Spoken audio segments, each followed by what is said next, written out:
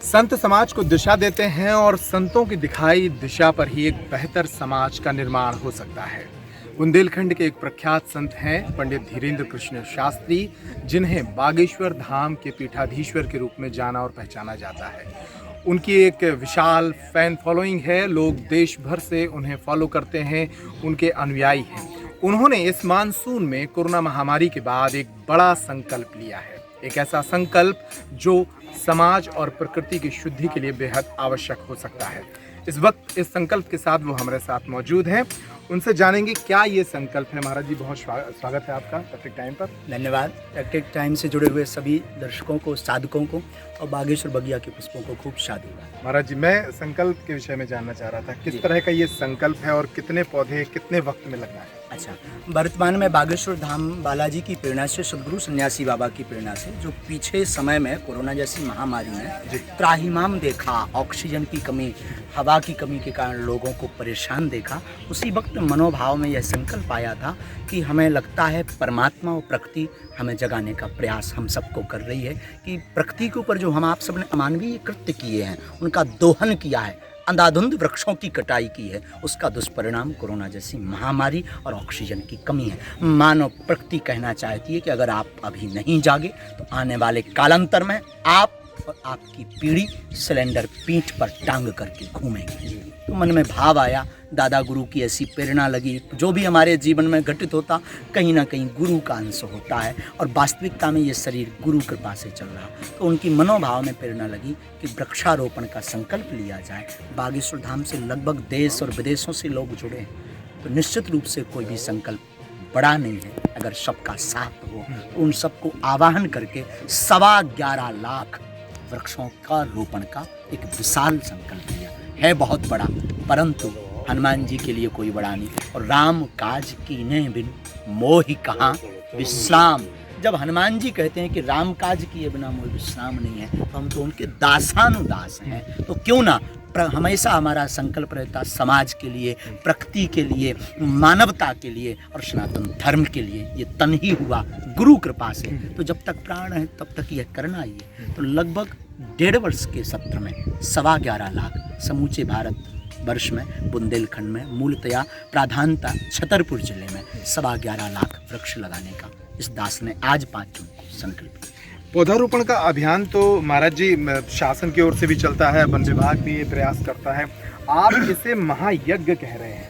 ये यज्ञ किस तरह से है और अगर ये यज्ञ है तो लोग इसमें कैसे यजमान बन सकते हैं? जी, यह यज्ञ, चूंकि यज्ञ के अनेक रूप होते हैं। यज्ञ कोई कर्मकांडीय विधा नहीं है, अपितु बहुमुखी चिकित्सा का प्रारूप यज्ञ है। दान को भी यज्ञ कहते हैं, हवन आहुति को भी यज्ञ कहते हैं, मानव सेवा को भी यज्ञ कहते हैं, कन्यादान को भी यज्ञ कहते हैं, और एक वृक्ष लगाना, 11 वृक्ष लगाना, 21 वृक्ष लगाना भी एक यज्ञ है। जितनी संख्या में आप यज्ञ को बढ़ाते जाएंगे उतना इसका बड़ा रूप होता चला जाएगा। तो यह भी एक यज्ञ है और इस यज्ञ का संकल्प सहित कार्य करने का हमने एक प्रकल्प लिया है कि इस यज्ञ को संकल्प सहित करेंगे। संकल्प 11.25 लाख का है।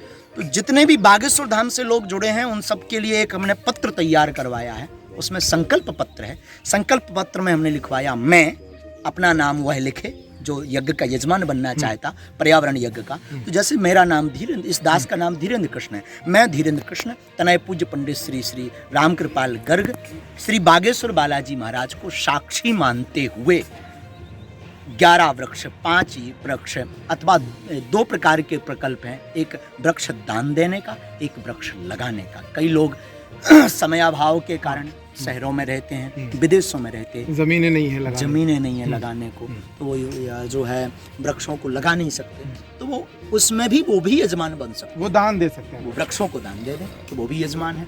और यहाँ धाम से वही दान दिए गए वृक्ष श्रद्धालुओं तक पहुँचते रहे। हाँ, उन तक पहुँचते रहेंगे तो उनके द्वारा ये संकल्प भी हो जाएगा, वो यजमान भी बन जाएंगे और प्रकृति के लिए उनका एक बहुत बड़ा उपहार भी हो जाएगा। और निश्चित तौर पर प्रत्येक यज्ञ का फल मिलता ही है, इसमें कोई संदेह नहीं। आदिकाल से बड़े बड़े अमलात्मा, विमलात्मा, महात्मा आज वैज्ञानिक भी हैं, तो वो भी कोई ना कोई यज्ञ के प्रयोजन से सफलता प्राप्त करते हैं, तो निश्चित रूप से उन्हें भी उसका पुण्य फल प्राप्त होगा। तो उसके लिए वो शपथ लेकर के बालाजी को साक्षी मान करके संकल्प पत्र को भरेंगे तो हमारी संख्या भी काउंट हो जाएगी। और बागेश्वर बालाजी के साक्षी मान करके जो पत्र को भरेगा, निश्चित है अभी तक शासन प्रशासन कई कार्य उनके वृक्षारोपण के सफल हुए, पर कई केवल फोटो और न्यूज बन करके रुक गए, लुप्त हो गए, पता नहीं है। पर साक्षी मान करके हमें लगता है वो पौधों को लगाएंगे भी, बड़ा भी करेंगे। अब जो भगवान को चिंता नहीं होगा, भगवान को पहचानता नहीं होगा, तो वो तो रावण के खानदान का है, उसके लिए तो कोई फिर विषय नहीं है। पर जो अनुयायी हैं बागेश्वर धाम के स्नेही, वो संकल्प से जुड़ेंगे भी और कार्य को संपन्न करेंगे। महाराज जी, आखिरी प्रश्न, देश भर के बहुत सारे श्रद्धालु हैं जो बागेश्वर धाम से जुड़े हैं और बहुत सारे संकटों के साथ यहाँ पहुँचते हैं, बालाजी दरबार में अपनी अर्जियाँ लगाते हैं। कोई ऊपरी बाधा से जूझ रहा है, कोई चिकित्सा संबंधी संकटों से जूझ रहा है।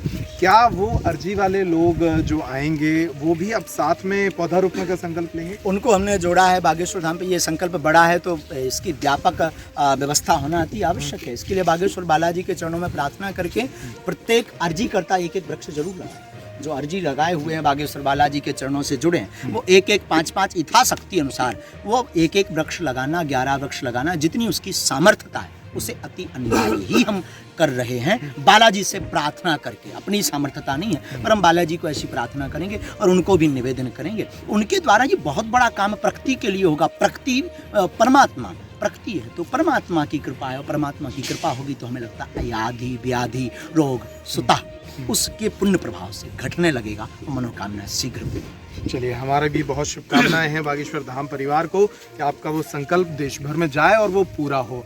तो निश्चित रूप से जैसा कि महाराज जी ने कहा कि प्रकृति ही परमात्मा है और प्रकृति को शुद्ध और उसकी सेवा करने का ये बड़ा अभियान आज से बागेश्वर धाम के पीठाधीश्वर प्रारंभ कर रहे हैं। उन्होंने अभी कुछ देर पहले एक पीपल का पौधा रोपित भी किया और इस अभियान का विधिवत शुभारंभ आज विश्व पर्यावरण दिवस के साथ किया है। पेप्टिक टाइम के तमाम दर्शकों से भी अपील है कि वो यथासंभव अपने आसपास पौधारोपण करते रहें, क्योंकि इस समय प्रकृति की सेवा और शुद्धि बहुत आवश्यक है। इस न्यूज़ में इतना ही। नमस्कार।